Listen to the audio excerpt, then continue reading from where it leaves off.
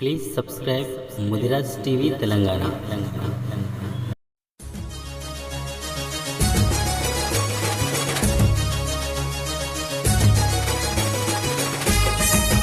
జై ముదిరాజ్, జై ముదిరాజ్, జై ముదిరాజ్, జై ముదిరాజ్.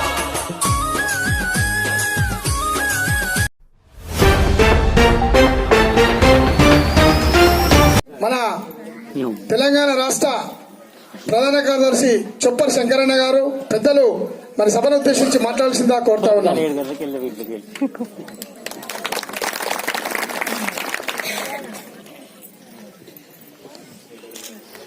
గౌరవనీయులు,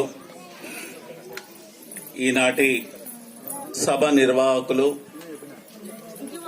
ఎక్స్ జెడ్పీటీసీ గుండు మోహన్ ముదిరాజు గారికి, మిత్రులు, ఈ గ్రామ ముదిరాజ్ సంఘం అధ్యక్షులు శంకర్ ముదిరాజ్ గారికి, అదేవిధంగా ఈనాటి కార్యక్రమంలో ఈ సభా వేదికపై మన ఆత్మగౌరవాన్ని నిలిపి ఈ ఊరికి సర్పంచ్గా ఉన్నటువంటి మన అవ్వ సత్తవ్వ గారికి, సత్తవ్వ అంజయ్య ముదిరాజ్ గారికి, అదేవిధంగా సొసైటీ డైరెక్టర్ రాజయ్య ముదిరాజ్ గారికి, ఉప సర్పంచ్ నారాయణ ముదిరాజ్ గారికి, హనుమాన్ల గారికి, అదేవిధంగా ఈ కార్యక్రమంలో పాల్గొన్నటువంటి గ్రామ పెద్దలకు, అదేవిధంగా గ్రామ కార్యవర్గానికి, నాతో పాటు ఈ కార్యక్రమంలో పాల్గొన్న తెలంగాణ ముదిరాజ్ మహాసభ మహిళా విభాగం అధ్యక్షురాలు మందుల వరలక్ష్మి ముదిరాజ్ గారికి, అదేవిధంగా మెదక్ జిల్లా ఉమ్మడి మెదక్ జిల్లా ఇన్ఛార్జ్ సిద్దిపేట జిల్లా అధ్యక్షుడు బైరి శంకర్ ముదిరాజ్ గారికి, అదేవిధంగా మిత్రులు, తెలంగాణ ఉద్యమంలో నేనంటూ ఉర్రూతలూగించిన 150 కేసులను భరించి తెలంగాణ ఉద్యమాన్ని నడిపినటువంటి జేయూ విద్యార్థి జగన్ ముదిరాజ్ గారికి, అదేవిధంగా పెద్దంబార్పేట్ 50 ఫ్లోర్ లీడర్ చోరక జగన్ ముదిరాజ్ గారికి, అదేవిధంగా సంగారెడ్డి జిల్లా అధ్యక్షులు గంగారాం ముదిరాజు గారికి, అదేవిధంగా పెద్దలు అన్నగారు వెంకట్రాములు ముదిరాజు గారికి, నారాయణ మన ముదిరాజు బిడ్డ ఎస్ఐ గారు నారాయణ ముదిరాజు గారికి, మెదక్ జిల్లా అధ్యక్షులు సత్యనారాయణ ముదిరాజు గారికి, శ్రీనివాస ముదిరాజు గారికి, వేదికపై ఉన్నటువంటి పెద్దలకందరికీ, అదేవిధంగా మన మిత్రుడు రామకృష్ణ ముదిరాజు గారికి, మురళి ముదిరాజు గారికి, వేదిక వెనకాల ఉన్న అందరికీ, ముందున్నటువంటి పెద్దలకు, పరమేశ్ గారు జర్నలిస్టు, తర్వాత మిగతా మిత్రులందరికీ కూడా పేరు పేరున నా నమస్కారాలు. అదేవిధంగా ఇక్కడ పాల్గొన్న ఈ సమావేశంలో పాల్గొన్న మహిళా సోదరిమణులకు, జర్నలిస్టులకు అందరికీ, అదేవిధంగా మాతో పాటు ముదిరాజ్ టీవీ నిర్వహణ చేస్తున్నటువంటి మిత్రుడు పాండు ముదిరాజు గారికి, మీ అందరికీ పేరు పేరున తెలంగాణ ముదిరాజ్ మహాసభ రాష్ట్ర కమిటీ తరఫున ధన్యవాదాలు తెలియజేస్తున్నాను. ఒక మారుమూల గ్రామంలో ముదిరాజుల ఆత్మగౌరవాన్ని నిలబడాలంటే, ముదిరాజుల ఆత్మగౌరవం దెబ్బతినకుండా ఉండాలంటే మనం సంఘటితంగా ఉంటే తప్ప మన ఆత్మగౌరవం నిలబడదు. అందరూ చాలా బాగా మాట్లాడినారు. శంకరన్న చెప్తున్నాడు ముదిరాజుల ఆత్మగౌరవం ఎక్కడ దెబ్బతిన్నదని. మేం మెజార్టీలం. భారత రాజ్యాంగం ప్రకారం 14, 15, 16 ప్రకారం మేము పరిపాలన చేసేటువంటి వాళ్ళం. ఎస్ఐ గారు చెప్పారు, క్రీస్తు పూర్వం ఎప్పటి నుంచో మేము రాజులం, మనం రాజులం, కానీ ఇలా రాజ్యాలు లేవు, కేవలం తరాజు మాత్రమే మన చేతిలో ఉందని చెప్పాడు. రాచరిక వ్యవస్థలో ఉన్న మన జాతి ఏమైంది? చోళ, మంగళ, కళింగ, పాంచాల రాజ్యాలను పరిపాలించినటువంటి ముదిరాజు రాజులు, పాండవ వంశమైనటువంటి ముదిరాజు రాజులు ఈరోజు ఎక్కడున్నారు? ఎవరు రాజులు? ఈ దేశాన్ని ఏలేటోళ్ళు ఎవరు? ఈ రాష్ట్రాన్ని ఏలేటోళ్ళు ఎవరు? నేను నియోజకవర్గాన్ని ఏలేటోళ్ళు ఎవరు? 47,000 ఓట్లు ఉన్నాయన్నా అంటే ఆ 47,000 ఓట్లను మీరందరూ కలిసి ఒకే ముదిరాజు నిలబెట్టి వేసుకోవడానికి మీ చెయ్యి బట్టి ఎవరన్నా గుంజిన్రా? మీరు ఎవరికి ఓటేస్తానని ఎవరన్నా చూసిండ్రా? అన్న, తల్లికి ఉడితే తల్లి రుణం తీర్చుకోవాలి, కులంలో ఉడితే కులం రుణం తీసుకోవాలి. అరే నీది ఏ కులం నాది ముదిరాజ్ కులం అంటే ఈ జాతికి గొప్ప చరిత్ర ఉంది. ఎందుకంటే సమస్యల మీద అందరు వెళ్ళింది కనుక నేను సమస్యల్లోకి రాను. నా జాతి పుట్టుక, నా జాతి చరిత్ర, ఈ దేశంలో నా జాతి ఎట్ట పుట్టింది, ఎక్కడ పుట్టింది, ఎందుకు పుట్టింది, ఏం చేస్తుంది, ఈ జాతి యొక్క చరిత్రను మనం ఒక్కసారి నెమరు వేసుకోవాల్సినటువంటి అవసరం అయితే ఉంది. అన్నా, పాండవ వంశం అంటే అడవికైనా వెళ్లి న్యాయం కోసం బతికినటువంటి జాతి. ఇవాళ నువ్వు అమ్మే పండ్లల్లో కల్తీ లేదు, నువ్వు పట్టి ఇచ్చే చేపలలో కల్తీ లేదు, నువ్వు చెట్టు పైకెక్కి తెచ్చే తేనెలో కల్తీ లేదు. గా చిలుక కొట్టిన జామ పండు కొడుక్కిచ్చి గా మంచి పండును అమ్మితే 2 కాయలు పైసలు వస్తే పిల్లగానికి నెత్తికి నూనె వస్తుందో లేకపోతే ఒక నెక్కర్ వస్తుందో అనే దానికోసం పిల్లలకు కూడా పెట్టకుండా ఈ సమాజానికి మంచి ఆహారాన్ని అందించే నిజాయితీ గల్ల జాతి ఏదన్నా ఉన్నది అంటే ఇది ముదిరాజ్ జాతి. మనం నిజాయితీగా ఉంటున్నాం కనుకనే రాజ్యాధికారం మన దగ్గర లేదు. హరిశ్చంద్రునికి కూడా ఆపద వచ్చింది, ధర్మాన్ని నమ్ముకున్నాడు, కాటికాబరిగా పనిచేయాల్సి వచ్చింది. చరిత్ర చెప్తాంది. అన్న, రాజరిక వ్యవస్థల పుట్టిన మనం యుద్ధాలు చేసినప్పుడు జైళ్ళని ఉంటాం, లేకుంటే చంపాన్ని వేస్తారు. రాజరిక వ్యవస్థలో పారి అన్నబోతాం. సరిగ్గా అడవులు పట్టుకున్నాం, అడవులు ఎంబడి ఉండొచ్చు, పుట్టలు ఉండొచ్చు, చేన్లు ఉండొచ్చు, శిల్కలు ఉండొచ్చు, తలదాసుకోవచ్చు. మరి గింత మంది ఉన్నామని, గింత చదువు ఉన్నదని, గింత గొప్ప గొప్ప వాళ్ళని అన్న జాతిలో ఆ జెండా పట్టుకొని చెయ్యి అంటున్నావు, ఈ జెండా పట్టుకొని చెయ్యి అంటున్నావు, ఆ లీడర్ కు చెయ్యి అంటున్నావు, ఈ లీడర్ కు చెయ్యి అంటున్నావు. నీ ఆత్మగౌరవం ఎక్కడుంటది? నీ లీడర్ ను లేవట్టి నీ జెండా చెయ్యి అన్నప్పుడే నీ ఆత్మగౌరవం నిలబడుతుంది. ఈ చట్ట సభల్లో తామాష పద్ధతి ప్రకారం నీ కులస్తులను అందులోకి పంపించినప్పుడే వస్తుంది. తెలంగాణ ఉద్యమంలో, మలిదశ తెలంగాణ పోరాటంలో మీరందరూ పనిచేసినారు. సంఘాలకు అతీతంగా ప్లాస్టిక్ కవర్ ఏరే వాళ్ళ నుంచి పార్లమెంట్ సభ్యుడి వరకు పోరాటం చేసినారు. ఆ పోరాటంలో, మలిదశ తెలంగాణ పోరాటంలో తొలి అమరుడు పోలీస్ కిష్టన్న ముదిరాజ్ ఈ తెలంగాణ ఉద్యమాన్ని ఉర్రూతలూగించడం కోసం ఆనాడు ఆజాద్ చంద్రశేఖర్ శత్రువుల కంటపడకుండా తన ఆత్మ బలిదానం చేసుకుని ఈ జాతికి ఒక వెలుగునిచ్చిన గొప్ప వీరుడైతే, ఈ తెలంగాణ ఉద్యమాన్ని మాసిపోకుండా కేసీఆర్ ను అరెస్ట్ చేసిండ్రు. ఖమ్మంలో ఉన్నాడు, జైల్లో పట్టిండ్రు. ఇక అయిపోతాంది ఉద్యమం అన్న రోజు ఆ ఉద్యమాన్ని ఎరిపెక్కించిన బిడ్డ నా పోలీస్ కిష్టన్న ముదిరాజ్, పుట్టగొట్టుల పోలీస్ కిష్టన్న ముదిరాజ్. తెలంగాణ ఉద్యమం ఉస్మానియాలో ఇక్కడే ఉన్నారు. జగన్ ఉన్నాడు, మురళి ఉన్నాడు, తర్వాత రామకృష్ణ ఉన్నాడు, ఇంకా ఉస్మానియా విద్యార్థులు ఉండొచ్చు చాలా మంది. ఆ పోరాటాన్ని ఎరిపెక్కించారు. ఆ ఎరిపెక్కిన ఉద్యమంలో 1200 మంది ఆత్మ బలిదానం చేసుకుంటే, మన తల్లులు కన్న బిడ్డలు, ముదిరాజు బిడ్డలు 58 మంది తెలంగాణ సాధన కోసం ఆత్మ బలిదానం చేసుకున్నారు. ఆత్మ బలిదానం చేసుకుంటే వచ్చిన తెలంగాణలో రేపు తెలంగాణ వస్తే ఎట్లా, తెలంగాణ వస్తే మాకేం వస్తుంది, ఈ తెలంగాణ వస్తే మా కులానికి ఏమొస్తుంది? మేము రాజకీయ పార్టీలో చాలా స్థాయిలో ముఖ్యమంత్రి దగ్గర సెక్రటరీగా ఆ స్థాయిలో పనిచేసిన మేము కూడా ఎప్పుడు ఒకరి కింద బానిసలాగానే మేము బతకాలా, ఎప్పుడు ఒకటి చెప్పిందే మేము వినాలనా? కానీ మా జాతికి ఆత్మ గౌరవం లేదా, మా జాతికంటూ స్వయం ప్రతిపత్తి లేదా, మేము ఎట్లా బతకాలి అనుకుని మా కులాన్ని ఏ విధంగా లేపాలనుకున్నప్పుడు ఉస్మానియా యూనివర్సిటీలో ఒక 600 మంది బిడ్డలతో ఒక సమావేశం పెట్టుకొని చర్చిస్తే ఏముంది, రేపు మనకేం కావాలని అడగాలంటే అసలు మనకు తెలియాలి కదా. మన ముదిరాజులు ఎట్లా బతుకుతారో మనకు తెలిసినప్పుడే కదా మనం కొట్లాడేది. అరే అంటే ఇప్పటి వరకు ఉన్న వాళ్ళకి ఎవరికి తెలియదా అంటే, అన్న తెలిసి ఉంటే కుందేలును షికారు చేయాలంటే ఎటు దిక్కు వలగట్టాలి, ఎటు దిక్కు దెబ్బ కొట్టాలనో షికారు తెలుసు. నీళ్ళల్లో ఉన్న చేప ఎటు దిక్కు నుంచి మెసులుతాంది, ఎటు దిక్కు వస్తుందో వలల పట్టేది తెలుసు.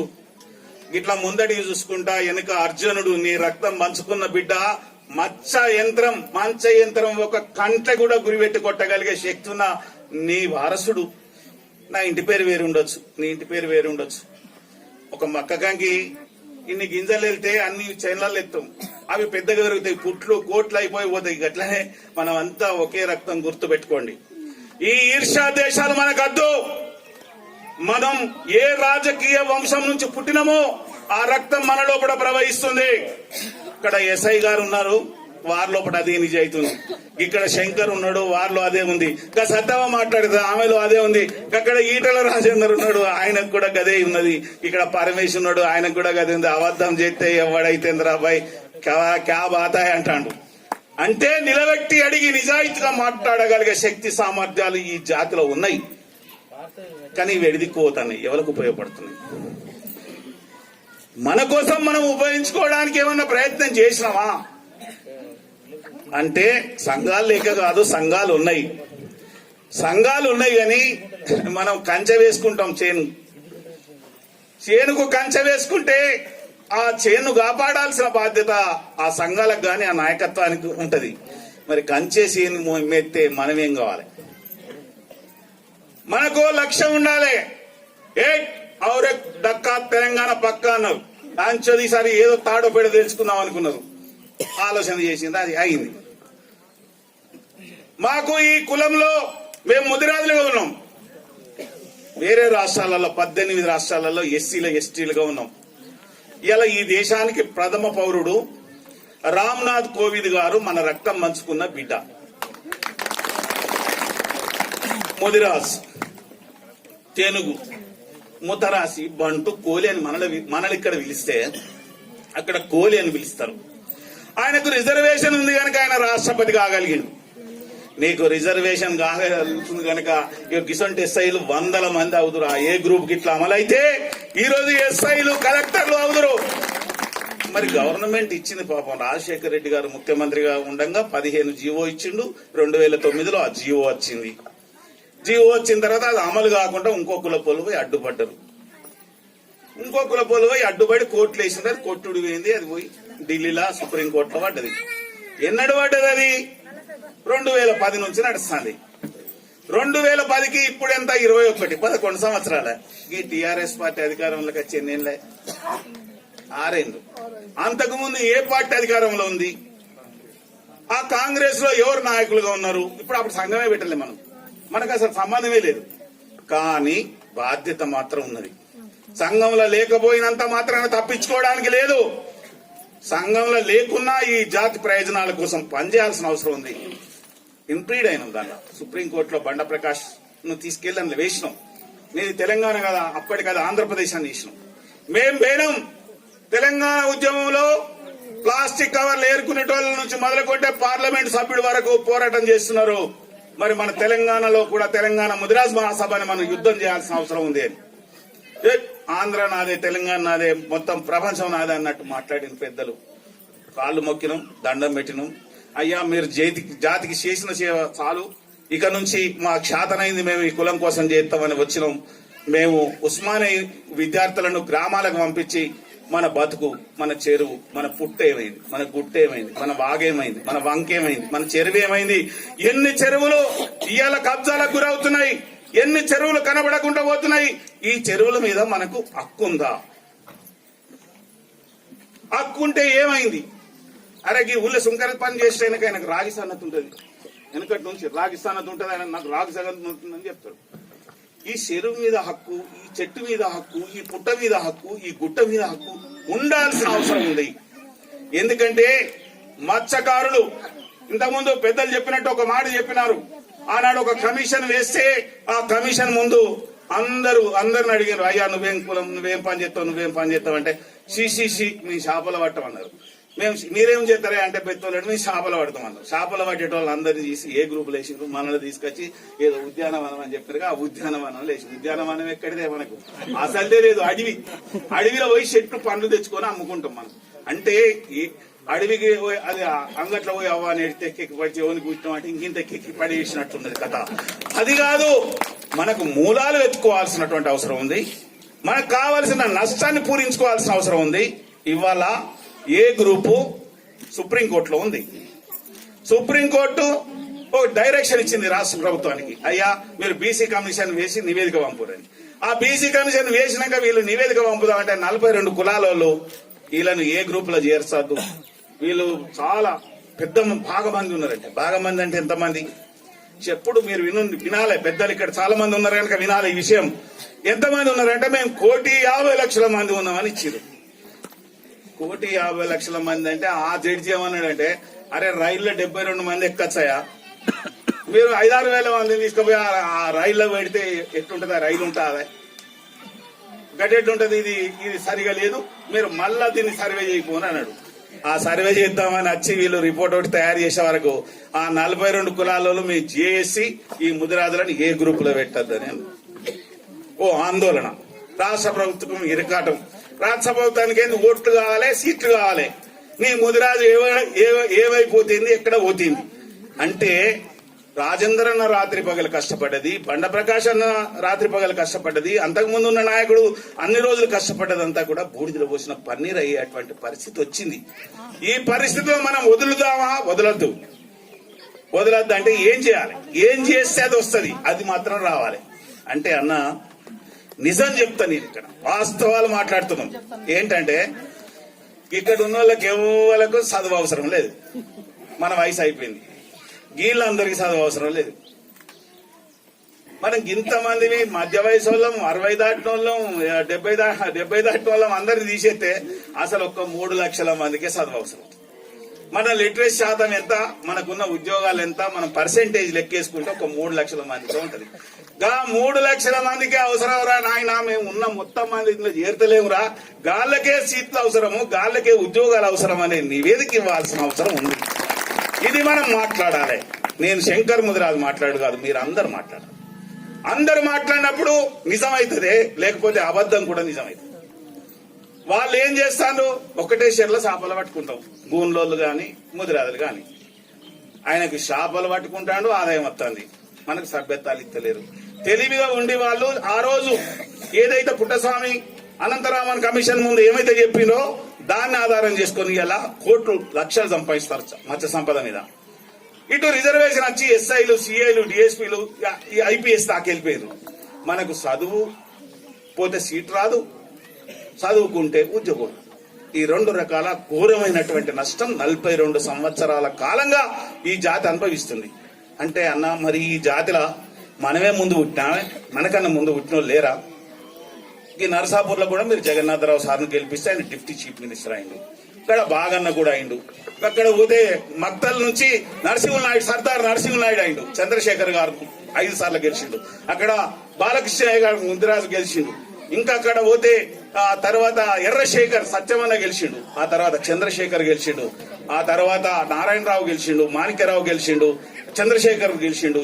ఇట్లా పోతే లక్ష్మీనారాయణ ముదిరాజు, అమరవీరుల స్థూపం కట్టిన త్యాగశీలి లక్ష్మీనారాయణ ముదిరాజు కూడా హైదరాబాద్ నుంచి గెలిచిండు. అంతకుముందు కేఎస్ నారాయణ గెలిచిండు. మొట్టమొదటిసారి ముస్లింలను ఓడించి హైదరాబాద్ లో గెలిచినటువంటి ఆ నారాయణరావు ఆ ఎంపీగా గెలిచినాడు. అంటే నేను అనేది ఏంటంటే చరిత్ర, ఈ చరిత్ర చూస్తే, ఈ చరిత్రను మనం విశ్లేషించుకుంటే ఇంతమంది గెలిచిండ్రు, వీళ్ళందరూ పార్టీలలో గెలిచిండ్రు, వీళ్ళందరికీ లక్ష్యం ఉంది, వీళ్ళకు ఒక ఆశయం ఉంది.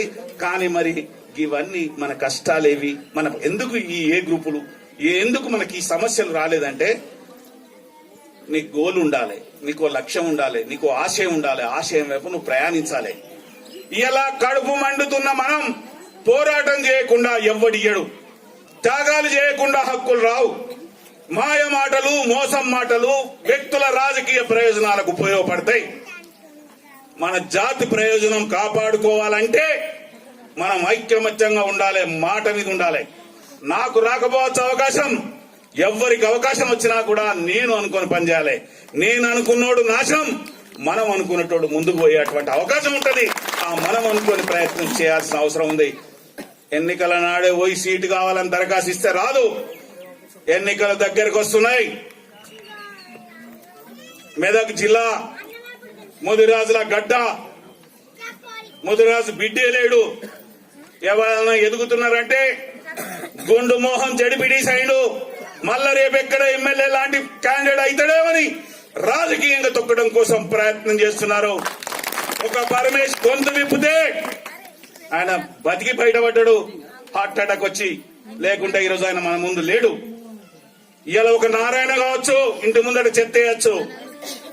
రాజకీయ నాయకులారా, ఇది ఒక చిన్న గ్రామం కావచ్చు, మేము 200 మందిమే ఉండొచ్చు.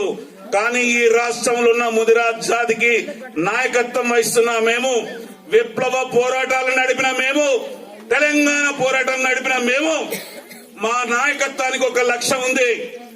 మమ్మల్ని నెత్తిలో పెట్టుకుంటే మిమ్మల్ని గుండెలో పెట్టుకుంటాం, లేకుంటే మిమ్మల్ని రాజకీయ సమాధి చేస్తాం, మా బిడ్డల జోలికి వస్తే ఖబర్దార్, ఎవరైనా ఊకుండేది లేదు. మేం భయపడే ప్రసక్తే లేదు. తప్పు చేస్తే తల దించుకుంటాం, తప్పు చేయం. చట్ట ప్రకారం, రాజ్యాంగం ప్రకారం మెదులుతాం. మా చట్టాన్ని కాపాడడం కోసం మేము పనిచేస్తాం. మా జోలికి వస్తే ఊరుకునేది లేదు. మేము ఏదో సైలెన్స్ గా ఉన్నాం, మేము సప్పుడు చేయకుంటున్నాం అని అనుకుంటున్నారేమో, కానీ దీని రివెంజ్ మాత్రం ఖచ్చితంగా ఉంటదనేది మీరు గుర్తు పెట్టుకోవాల్సిన అవసరం ఉంది. ఈ సందర్భంగా గుర్తు చేస్తున్నాం, మా బిడ్డలను ఎట్లా కాపాడుకోవాలనో, మా నాయకులను మేము ఎట్లా కాపాడుకోవాలనో, ఎట్లా మాకు వ్యతిరేకంగా చేసేటువంటి వాళ్ళను, మమ్మల్ని అణిచివేసే వాళ్ళను, మా జాతిని రాజకీయ విస్మరణకు గురి చేసినటువంటి వాళ్ళను ఏ విధంగా చేయాలనో కూడా మాకు తెలుసు. ఇవాళ ఈటల రాజేందర్ గారు ఆర్థిక మంత్రిగా తెలంగాణ ఉద్యమంలో వచ్చి 7 శాఖలు ఇచ్చిన సమర్థవంతంగా నడిపిండు. ఇవాళ మళ్లీ తర్వాత వైద్య ఆరోగ్య శాఖ ఇచ్చినారు. ఇవాళ కరోనా లాంటి కష్టకాలంలో ఎంత కష్టపడి పనిచేసిండో బిడ్డ తెలుసు మీకు రాజేందర్ గారు.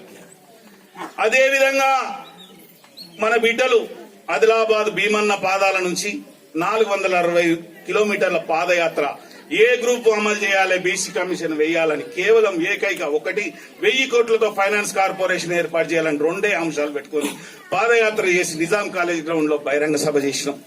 ఆ బహిరంగ సభలో మా డిమాండ్ ఇదే. ఖచ్చితంగా అన్న తర్వాత అప్పుడు మేము దరఖాస్తు పెట్టలే, మేము అప్లికేషన్ ఇవ్వలే, ఈ పార్టీ కావాలని కోరుకోలే.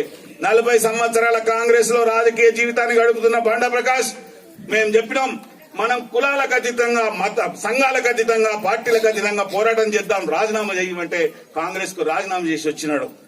వచ్చినాక మన సభను చూసి, మన చైతన్యాన్ని చూసి మనం అడగలేదు, మనం దరఖాస్తు పెట్టుకోలేదు. ఆయనకు మేం మాత్రం ఒక డిమాండ్ అయితే అన్నాం. 58 మంది బిడ్డల బలిదానం తర్వాత వచ్చిన తెలంగాణలో 72 సంవత్సరాల స్వాతంత్రం తర్వాత సౌత్ ఇండియాలో ఒక్క ముదిరాజు బిడ్డ కూడా రాజ్యసభల మెట్టెక్కలే. కానీ ఇప్పుడు అగ్ని పరీక్ష, ఇది ముదిరాజులకు, రాష్ట్ర ప్రభుత్వానికి మమ్మల్ని గుర్తిస్తుందా, ఏం చేస్తుందో ఇది చూస్తాం మేము అనేటువంటి పద్ధతిలో మేము ఆలోచన చేసి ఒక వాయిస్ బయటికి ఇవ్వగలిగినాం. కానీ పిలిచి డాక్టర్ బండా ప్రకాష్ ముదిరాజు గారిని ఇలా రాజ్యసభకి ఇచ్చినారు. ఇది పోరాటమే, ఇది అడుక్కున్నది కాదు, తల వంచింది కాదు, పోరాటం ద్వారానే వచ్చింది. ఆయనకు డిప్యూటీ ఫ్లోర్ లీడర్ ఇచ్చిండ్రు. మీరు రాజ్యసభలో ఒక్కసారి టీవీలో చూడండి, ఈ దేశంలో ఉన్న పలు సమస్యలన్నింటినీ కూడా చర్చ చేయడం జరుగుతున్నది. ప్రతి విషయాన్ని కూడా ఇవాళ చర్చ చేయడం జరుగుతుంది. నేను ఇది ఎందుకు చెప్తున్నా అంటే, ఇవాళ ఇక్కడ ఉన్నోళ్ళ దానిలో ఎవరు సమర్థులైనా మీరు ఎమ్మెల్యే టికెట్లు ఇవ్వగలిగితే, మీరు జడ్పీటీసీ టికెట్లు ఇవ్వగలిగితే, మా జాతిలో నిజాయితీగా సమర్థవంతంగా చేయగలిగే నాయకత్వం మాకు ఉన్నదని చెప్పడానికే నేను ఈ ఉదాహరణ మీకు చెప్తున్నాను. అంటే నాయకత్వ లక్షణాలు మాకున్నాయి. మాది రాజవంశం, మేమేం అడుకోం, మేం బిచ్చగాళ్ళం కాదు.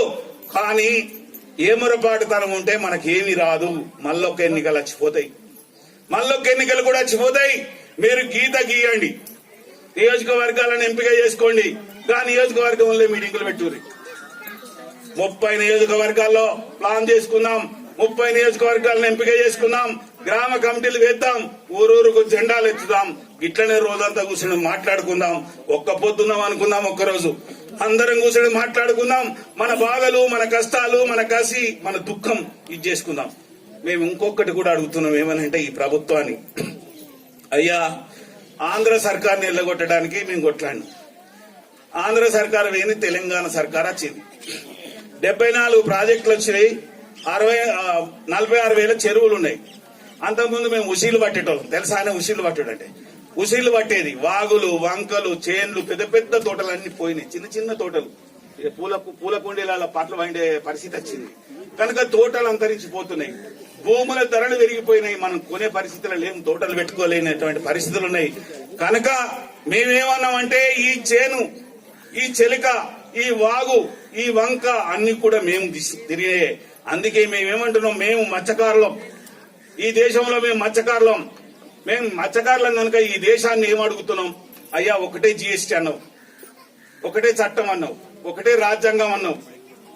అయ్యా ఒకటే చట్టం ఒకటే రాజ్యాంగం అని చెప్పినప్పుడు మాది ఒకే కులం, ఒకే రిజర్వేషన్, ఒకే వృత్తి ఉన్నప్పుడు ఒకే రీజన్ కల్పించాలని కేంద్ర ప్రభుత్వాన్ని కూడా ఈ సభ నుంచి డిమాండ్ చేస్తున్నాం. ఎందుకంటే నార్త్ ఇండియాలో వాళ్ళు ఎస్టీలుగా ఉన్నారు, ఎస్సీలుగా ఉన్నారు, అది ఈ దేశానికి అంతటికి వర్తింపజేయండి అని చెప్పి కోరుతున్నాం.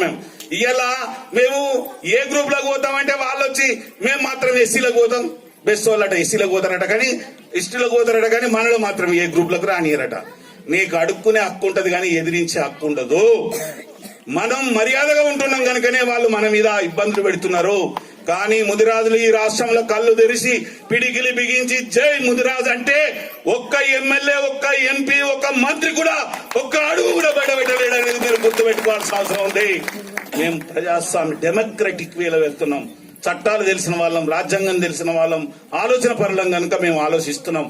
మా ఆలోచనను మా ఓపికను పెరిగితనం అనుకోకండి. ముఖ్యమంత్రి గారేమో శాసనసభలో చెప్తాడు ముదిరాజులు, తెనుగోళ్ళు, బెస్తోళ్ళు వీళ్ళే చేపలు పట్టడని. సీనాన్న ఏమో వచ్చి మన మీటింగ్ వచ్చి జనాలను చూసి ఊరున్న కాడ చెరువు ఉంటుంది, చెరువు ఉన్న కాడ ముదిరాజులు ఉంటారు, ఆ ముదిరాజులకే చేపలు పట్టి ఎక్కుంటాడు. వాడు 2 బొమ్మలు కాలబెట్టంగానే తెల్లారు ఇంకోటి అంటాడు. మేమేమంటున్నాం అంటే మీకు క్లారిటీ కావాలి. ఆ నివేదిక ఇచ్చింది తెలంగాణ ముదిరాజు మహాసభ. గొల్లోళ్ళకైతే ఇంటికి ₹1,00,000 ఇచ్చి గొర్రెలు కొనుక్కోమంటావు. ఇవాళ ముదిరాజులకైతే నీళ్లతోటి సంబంధం పెడతావు. నీళ్లతోటి సంబంధం పెడితే ఊళ్ళకి ఇంతమంది ఉన్నారు, మీరు 800 మంది ఉన్నారు, సభ్యతలు ఎన్ని వస్తాయి? నీళ్లతో లెక్క పెడితే ఆ నీళ్లతో మాకు సంబంధం లేదు. 18 సంవత్సరాలు నిండిన ప్రతి ఒక్కరు కూడా సభ్యత్వం ఇస్తే, మహిళలకు కూడా సభ్యత్వం ఇస్తే అందరికీ లాభం జరుగుతుందనే నివేదిక ఇవాళ మేము కేబినెట్ సబ్ కమిటీకి ఇవ్వడం జరిగింది. దాని పర్యవసనమే జరుగుతుంది. ఎన్నటికైనా ఎప్పటికైనా ఇవి ఏవైతే లక్ష్యాలు పెట్టుకున్నావో అవన్నీ సాధించి తీరుతాం. ఖచ్చితంగా రాజ్యాధికారం వైపు వెళ్తాం. ఎవరైతే మమ్మల్ని నెత్తిలో పెట్టుకుంటే గుండెలు పెట్టుకుంటాం, కానీ మమ్మల్ని హింసించాలి, మమ్మల్ని శిక్షించాలి, మమ్మల్ని తక్కువ చేయాలి, మమ్మల్ని ఇబ్బంది పెట్టాలంటే మీరు ఈ రాష్ట్రంలో చూస్తున్నారు. ఈ మధ్యలో అక్కడక్కడ వింటున్నారు. ముదిరాజులు తిరగబడితే ఏమైతుందో సోషల్ మీడియాలో కనబడుతుంది, పేపర్లలో కూడా కనబడుతుంది. తిరగబడ్డ కాడ ఏముంటుందో అనేది. మాకు అవకాశం ఇవ్వకండి, అటువంటి అవకాశాలు ఇవ్వకండి. మేము డెమోక్రటిక్ లో ఉన్నాం, ప్రజాస్వామ్యంలో ఉన్నాం, సామాజిక కోణంలో ఆలోచిస్తున్నాం. దయచేసి పాలక వర్గమైనా, ప్రభుత్వమైనా, ప్రతిపక్షమైనా, రాజకీయ పార్టీలైనా ముదిరాజులను ఆడుకున్నోడే ఈ సమాజంలో గౌరవం ఉంటాడు. ముదిరాజులను అణిచివేయాలని అనుకునే వ్యక్తి ఎన్నటికున్నా కూడా సమాజంలో హీనమైనటువంటి స్థితికి నెట్టివేయబడతాడు. ఎందుకంటే పాండవ వంశం నీతి, నిజాయితీ, జాతి, కులాన్ని నమ్ముకున్నటువంటి వాళ్ళం, గుణాన్ని నమ్ముకున్నటువంటి వాళ్ళం, శ్రమను నమ్ముకున్నటువంటి వాళ్ళం, కష్టాన్ని నమ్ముకున్నటువంటి వాళ్ళం, కాయకష్టం చేసేటువంటి వాళ్ళం. కానీ మేము తిరగబడ్డ రోజు ఇలా తెలంగాణ అగ్గిగుండం అయ్యేటువంటి పరిస్థితి ఉంటది. దయచేసి ఆ పరిస్థితి రానివద్దని పాలక వర్గాలకు, పార్టీలకు, ఎమ్మెల్యేలకు, ఎంపీలకు, మంత్రులకు కూడా చెప్తున్నాం. ఏం చెప్తున్నాం? మీకు ఉదాహరణ చెప్తానా. తమ్ముడు చెప్పిండు, కేసీఆర్ గారి నియోజకవర్గంలో మేము ఊరూరుకు జెండా వాడితే 72 మంది అని. అది కామారెడ్డి జిల్లాలో ఒక్కటే చెయ్యి ఉంటది మా జిల్లా అధ్యక్షుడు. ఊరూరు తిరిగి మొత్తం ఊరుకో జెండా వాత వచ్చిండు. 72 మంది సర్పంచ్లను గెలిపించుకున్నాడు. ఆయన టీచర్. అదే ఇక్కడ గజ్వేల్ నియోజకవర్గంలో, కేసీఆర్ నియోజకవర్గంలో 42 మందిని ఇవాళ ముదిరాజులను గెలిపించుకున్నది. ఊరుకో జెండా వాతుకుంటా, తిరుక్కుంటా, కార్యక్రమాలు చేసుకుంటా మీరు గదే పని నియోజకవర్గాల్లో కూడా చేయండి, గదే పరిస్థితి మండలాల్లో చేయండి. మేము కూడా ఈ వేదిక నుంచి డిమాండ్ చేస్తున్నాం. ఉమ్మడి జిల్లా నుంచి మా మార్కెట్ కమిటీలలో మాకు వాటా రావాలి, దేవాలయ కమిటీలలో మాకు వాటా రావాలి, చైర్మన్ కమిటీలలో మాకు వాటా రావాలి. జిల్లా పరిషత్ దానిలో మాకు రాలేదు, జడ్పీటీసీలలో మాకు అవకాశం ఇవ్వలేదు. అన్ని విధాలా మాకు ఇబ్బంది జరిగింది. రేపు ఎమ్మెల్సీ దానిలో కూడా అవకాశం ఇవ్వాలి. ప్రతి నామినేటెడ్ పోస్ట్ లో సమర్థవంతమైనటువంటి ముదిరాజు బిడ్డకు అవకాశాలు కల్పించాలని చెప్పి కోరుకుంటూ, మరి మీరు ఇంత ఓపికతో ఇంత దూరమైనా మీరున్నారు. ఇంకా మేము అనుకున్నాం 11 గంటలకే వస్తే పొద్దంతా మీతో ఉండొచ్చు అనుకున్నాం, కానీ మేము మధ్య ఆలస్యంగా వచ్చినందుకు మన్నించాల్సింది కోరుకుంటూ, తప్పకుండా ఈ మీటింగు ఈ నియోజకవర్గానికి, ఈ మండలాలకు దీన్ని ఆదర్శంగా తీసుకొని ప్రతి గ్రామంలో ముదిరాజ్ జెండా ఎగరవేసి ముందు పీఠలో నిలబడి పనిచేయండి. మీరు ఒక్కటి మాత్రం గుర్తుపెట్టుకోండి, కులం నాకేమిచ్చింది అనేది కాదు, కులానికి నువ్వేమిచ్చినావో తెలిస్తే కులం ఏం చేస్తుందో మీకు తర్వాత తెలిసే అవకాశం ఉంది. రేపు 2023 జరిగే ఎన్నికల్లో కులాలే ఇలా మనం అడుక్కునే స్థితి నుంచి మనకు పిలిచి టికెట్ ఇచ్చే పరిస్థితి ఉంటది. నువ్వు కాకపోతే నీ తాత మరొకటి సిద్ధంగా ఉన్నాడు, ఇలా నువ్వు కాకపోతే నీ తాత మరొకటి సిద్ధంగా ఉన్నాడు. మేము కూడా రాజకీయంగా ముందుకు వెళ్ళడానికి మేము ప్రయత్నం చేస్తాం. భవిష్యత్ రాజకీయాల్లో ముదిరాజులది గెలుపు ఉంటది, విజయం ఉంటది అని చెప్పి తెలియజేస్తూ ముగిస్తున్నాను. జై ముదిరాజ్, ముదిరాజుల ఐక్యత, ముదిరాజుల ఐక్యత, జై ముదిరాజ్.